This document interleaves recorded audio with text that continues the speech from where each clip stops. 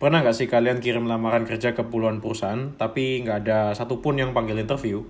Atau udah dapet panggilan, tapi tiba-tiba ditolak karena usia atau pengalaman kurang mungkin? Nah, kenapa sih kok sekarang itu cari kerja makin susah? Yuk kita bahas realitanya, jangan lupa tonton sampai habis biar nggak salah paham.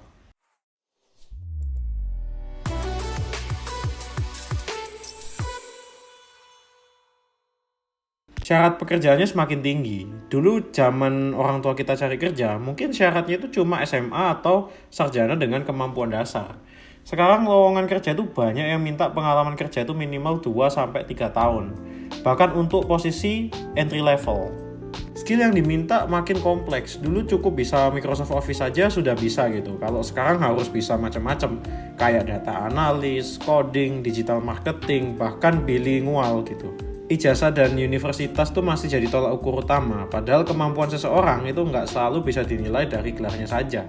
Banyak lowongan yang meminta memilih lulusan dari universitas ternama dibandingkan universitas swasta atau daerah, meskipun kemampuannya sama.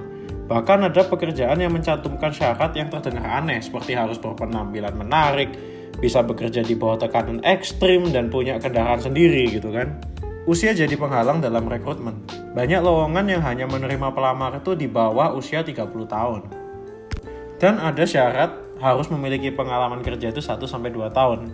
Nah, hal ini yang bikin fresh graduate itu susah memenuhi syarat tersebut.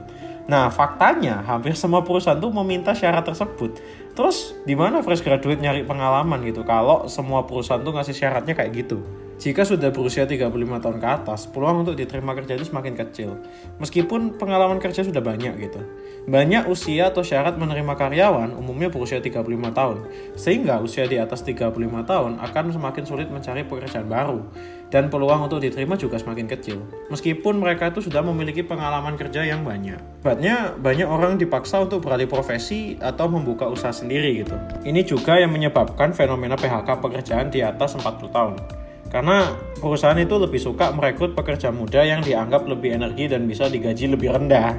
Lapangan pekerjaan gak seimbang dengan jumlah pencari kerja. Setiap tahun ada jutaan fresh graduate yang masuk ke pasar kerja. Tapi apakah jumlah lapangan kerja itu bertambah?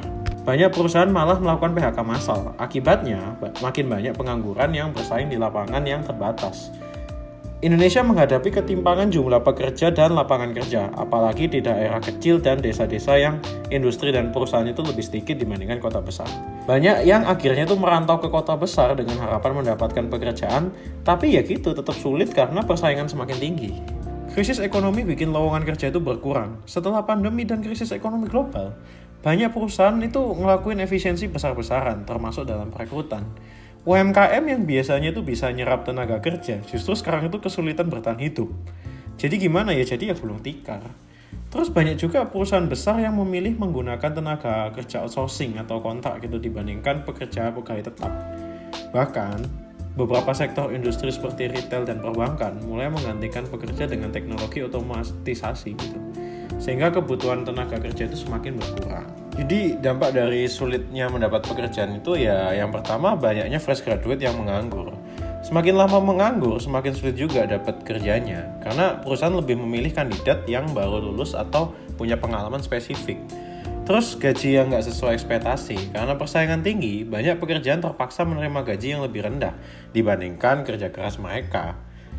Terus semakin banyak pekerja kontrak atau outsourcing.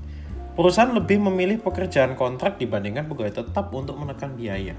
Banyak orang yang akhirnya buka usaha sendiri karena nggak dapat pekerjaan. Banyak yang banting setir jadi freelancer ataupun bisnis kecil, meskipun itu bukan pilihan utama mereka. Meningkatnya fenomena overqualified tapi nganggur. Banyak lulusan S1 dan S2 yang akhirnya harus bekerja di bidang yang tidak sesuai dengan jurusan mereka gitu. Terus tingkat stres dan kesehatan mental tuh meningkat. Semakin sulitnya mendapat pekerjaan membuat banyak orang itu ngalamin yang namanya stres, kecemasan, dan depresi. Lalu solusinya apa nih? Apa yang bisa kita lakukan? Yang pertama, jelas kembangkan skill yang sesuai dengan kebutuhan pasar. Pelajari skill yang lagi dibutuhkan seperti digital marketing, coding, desain grafis, atau kemampuan komunikasi bisnis. Jangan hanya andalkan ijazah, tunjukkan skill nyata. Banyak perusahaan sekarang itu melihat portofolio dan kemampuan nyata dibandingkan sekedar gelar akademik. Lalu manfaatkan juga platform digital untuk cari pekerjaan. Sekarang itu banyak banget pekerjaan remote dan freelance yang bisa kalian akses lewat beberapa platform kayak LinkedIn, Upwork, Fiverr, dan Glints. Terus siapkan juga mental untuk adaptasi di dunia kerja. Dunia kerja berubah cepat, kita juga harus fleksibel dalam memilih dan menyesuaikan karir. Jangan malu juga untuk mencoba berbagai peluang. Kalau nggak dapat kerja sesuai jurusan, ya coba peluang lain yang kayak bisnis online gitu kan, kursus keterampilan atau kerja lepas. Bangun jaringan yang luas juga gitu. Relasi bisa membuka peluang kerja lebih cepat gitu dibandingkan hanya mengandalkan pengiriman CV secara online. Jadi gimana menurut kalian? Apakah dunia kerja makin sulit atau justru kita yang harus lebih kreatif? Kasih pendapat kalian di kolom komentar. Jangan lupa like, share, dan subscribe biar kalian dapat info-info berikutnya dan sadar akan realita ini. Cheers guys!